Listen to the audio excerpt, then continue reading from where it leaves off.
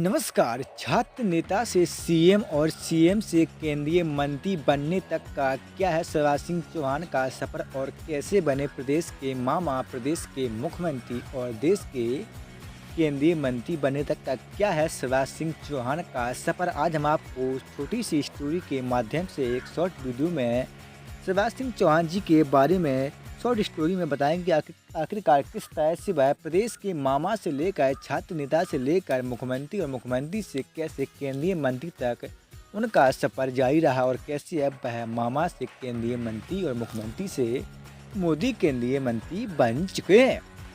तो नमस्कार, आप देख रहे हैं प्रयास और कर्तव्य। तो छात्र नेता से सीएम यानी कि मुख्यमंत्री और सीएम से यानी कि मुख्यमंत्री से केंद्रीय मंत्री कैसे बने शिवराज सिंह चौहान, कुछ ऐसा रहा शिवराज सिंह चौहान का जो राजनीतिक सफ़र है वो हम आपको शॉर्ट वीडियो के यानी कि शॉर्ट वीडियो में सारी की सारी स्टोरी बता रहे हैं। तो प्लीज़ अगर आप भी हैं राजनीति के विशेषज्ञ और अगर आप भी देखना चाहते हैं प्रदेश और देश की तमाम छोटी बड़ी खबरें तो प्लीज़ सब्सक्राइब करते रहिएगा प्रयास और कर्तव्य को। तो हाल ही में मध्य प्रदेश के पूर्व मुख्यमंत्री शिवराज सिंह चौहान प्रधानमंत्री नरेंद्र मोदी की केंद्रीय मंत्रिमंडल के सदस्य बन चुके हैं। जी हां, उन्होंने छठी बार यानी कि छठे नंबर पर शपथ ली है। इसका मतलब यह है कि मध्य प्रदेश के पूर्व मुख्यमंत्री सीएम शिवराज सिंह चौहान अब मोदी मंत्री का हिस्सा बन चुके यानी कि मोदी कैबिनेट का हिस्सा हो चुके हैं। विदिशा से छठी बार IMB यानी कि विदिशा से छठी बार सांसद चुने गए शिवराज सिंह चौहान 2024 में चुनाव जीत चुके हैं और सीट से चुनाव जीतने का अंतर भी भारी रहा। जी हां, उन्होंने कांग्रेस के प्रत्याशी को 8,21,408 वोटों से हराकर केंद्रीय मंत्री के रूप में शपथ ली है। वहीं अगर हम उनके हालिया समय में शिवराज सिंह चौहान की राजनीति सफर को देखें तो उनका कद काफ़ी बड़े नेताओं में अलग दिखाई देता है, क्योंकि उन्होंने अपने छात्र जीवन से राजनीति की शुरुआत की थी और अभी तक वह सियासत के कई अहम पदों पर सेवा दे चुके हैं और कोई भी प्रत्याशी या कोई भी उनका जो विपक्ष में जो उनके खिलाफ लड़ा वो आज तक उनको कभी नहीं हरा पाया और शिवराज सिंह चौहान अभी तक कोई भी मैच नहीं हारे यानी कि राजनीति में कोई भी मैच उनको अभी तक नहीं गंवाना पड़ा। तो चलिए बता दें कि शिवराज सिंह चौहान ने अपनी राजनीति सफर कैसे कब शुरू किया और आज के समय में वो देश के कद्दावर नेताओं में कैसे शुमार हो चुके हैं और शीर्ष पदों पर रहकर अपनी अहम भूमिका निभा चुके हैं यानी कि फर्श से अर्श से फर्श तक कैसे वह पहुंच चुके हैं। तो सबसे पहले बात करते हैं छोटी सी उम्र में ही राजनीति में उनको सक्रिय भूमिका दिखाई देने लगी थी। शिवराज सिंह चौहान का जन्म 5 मार्च 1959 को मध्य प्रदेश के सीहोर जिले के सैत गांव में हुआ था। शिवराज को लेकर कहा जाता था कि जन्म से ही वो बड़े अच्छे वक्ता हैं। सभाओं में भाषण इतनी शानदार तरीके से देते थे कि उनका मुरीद सभी हो जाते हैं। शिवराज महज 13 साल की उम्र में यानी कि साल 1972 से ही RSS का दामन थाम लिया था। शुरू से ही BJP और RSS की छात्र शाखाओं से जुड़े रहे। उन्होंने अपनी पढ़ाई बरकतुल्लाह विश्वविद्यालय से दर्शन शास्त्र में की थी। पढ़ाई में अच्छे होने की वजह से उन्हें स्वर्ण पदक में भी सम्मानित किया गया था। तो वहीं जमीन से भी जुड़े हुए थे शिवराज सिंह चौहान। शिवराज सिंह चौहान को जमीन से जुड़ा हुआ नेता माना जाता है। ये जनता के साथ काफ़ी कनेक्ट भी रहते थे। शिवराज सिंह चौहान MP के 4 बार के CM रह चुके हैं और वह BJP के सबसे लंबे समय तक CM पद पर रहने वाले नेता भी बन चुके हैं। इसके अलावा शिवराज सिंह चौहान 5 बार सांसद और 5 बार विधायक भी रह चुके हैं और सबसे लंबे समय तक प्रदेश यानी कि मध्य प्रदेश के मुख्यमंत्री भी रह चुके हैं। बता दें कि जिस संसदीय क्षेत्र को 5 बार प्रतिनिधित्व कर चुके हैं उसी सीट से BJP ने उन्हें उम्मीदवार भी बनाया है। तो शिवराज सिंह चौहान मध्य प्रदेश में 4 बार CM, 5 बार विधायक और 5 बार सांसद भी बन चुके हैं। तो आपको बता दें कि जिस संसदीय क्षेत्र से वह 5 बार सांसद बन चुके हैं, एक बार फिर से उन्हीं को विदिशा से उन्होंने सीट जीती और फिर से सांसद बनकर वह केंद्र में गए। तो आखिरकार शिवराज सिंह चौहान ने कहां से लड़ा था अपना पहला चुनाव। शिवराज सिंह चौहान ने अपना पहला चुनाव बुधनी विधानसभा सीट से साल 1990 में लड़ा था, लेकिन ठीक इससे अगले साल यानी कि साल 1991 के लोकसभा चुनाव के दौरान बीजेपी आलाकमान ने उन्हें जनरल इलेक्शन में खड़ा कर दिया था। दरअसल इस सीट से बीजेपी के वरिष्ठ नेता और अटल बिहारी वाजपेयी सांसद रह चुके हैं, लेकिन 1991 के आम चुनाव में अटल जी के 2 लोकसभा सीट से चुनाव लड़ा था।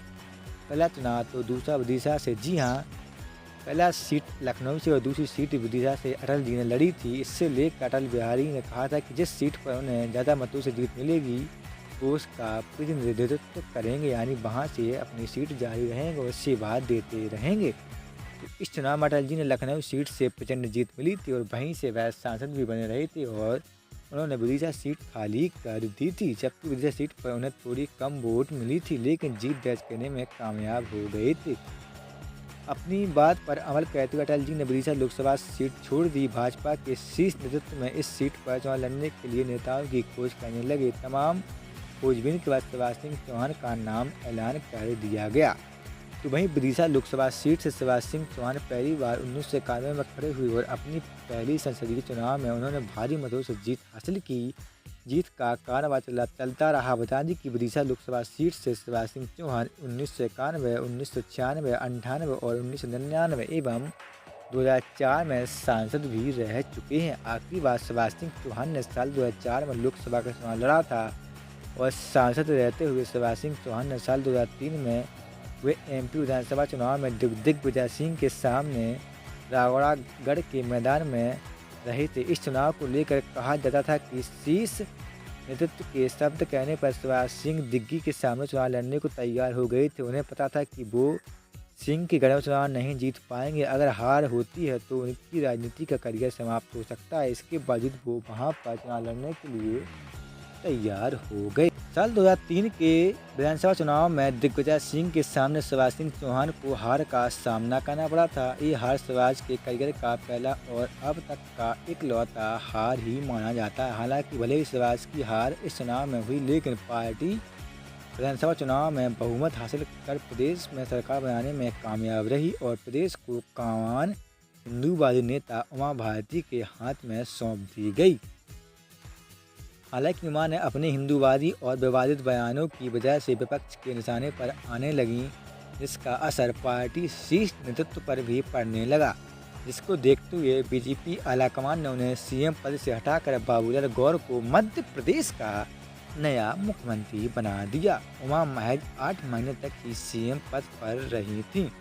वहीं बाबूलाल गौर को सीएम बनाना पार्टी के नेताओं को अच्छा नहीं लगा और पार्टी में बगावत शुरू हो गई और एक नए चेहरे की खोज होने लगी। तो अटल अडानी ने भी निभाई थी शिवराज सिंह चौहान के करियर में अहम भूमिका। इस पूरे घटनाक्रम के सूत्रधार अटल बिहारी वाजपेयी और लाल कृष्ण अडानी माने जाते हैं, जिन्होंने शिवराज सिंह चौहान को सामने लाया। कहा जाता है कि शिवराज सिंह चौहान को उस घटना का तोहफा मिला जब दिग्विजय सिंह के सामने कोई नेता खड़ा नहीं हो रहा था।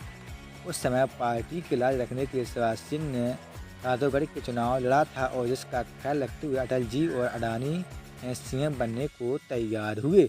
तो पहली बार शिवराज सिंह चौहान ने बतौर एमपी के सीएम की जो शपथ ली थी वह 29 नवंबर 2005 को ली थी और इसी साल उन्होंने बुधनी से उपचुनाव लड़ा और 30,000 से ज़्यादा वोटों से चुनाव जीत कर हासिल जीत की और इसके बाद साल 2008 और 2013 में लगातार तीसरी बार चुनाव जीत कर मुख्यमंत्री बने।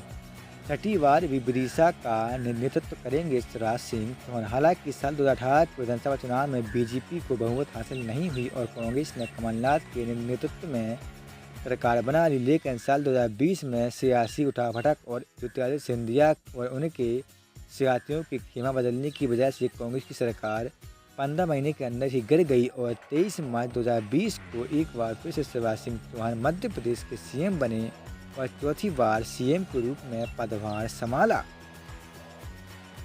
तो इस तरह से शिवराज सिंह चौहान 2023 तक मध्य प्रदेश के मुख्यमंत्री बने रहे और अब वह केंद्र में केंद्रीय मंत्री भी बन चुके हैं और 2023 के विधानसभा चुनाव में बीजेपी पार्टी को प्रचंड जीत मिली और शिवराज सिंह चौहान के चेहरे पर ही उन्होंने चुनाव लड़ा था, लेकिन जैसे चुनाव के परिणाम आए प्रदेश को नया मुख्यमंत्री मोहन यादव के रूप में मिला और 5 बार के सांसद और 5 बार के विधायक और 4 बार के मुख्यमंत्री को हटाकर मध्य प्रदेश को एक नया मुख्यमंत्री दिया गया।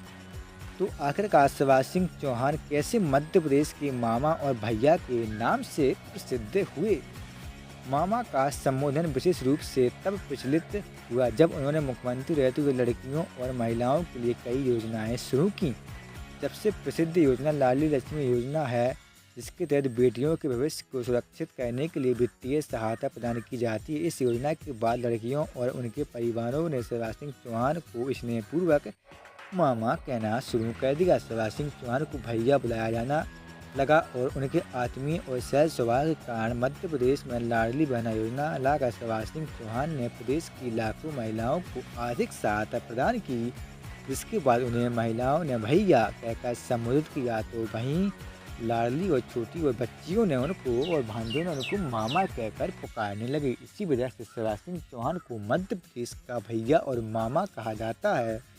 तो ये रहा शिवराज सिंह चौहान का राजनीतिक करियर, जो कि हम आपको एक छोटी सी स्टोरी के माध्यम से बता भी चुके हैं। तो अगर ऐसी ही तमाम जानकारी आप चाहते हैं राजनीति की जुड़ी, तो प्लीज़ हमारे यूट्यूब चैनल को सब्सक्राइब करते रहिएगा और कमेंट बॉक्स खुला है, क्या बोलती है पब्लिक भी लिखते रहिएगा। जय हिंद, वंदे भारत, धन्यवाद।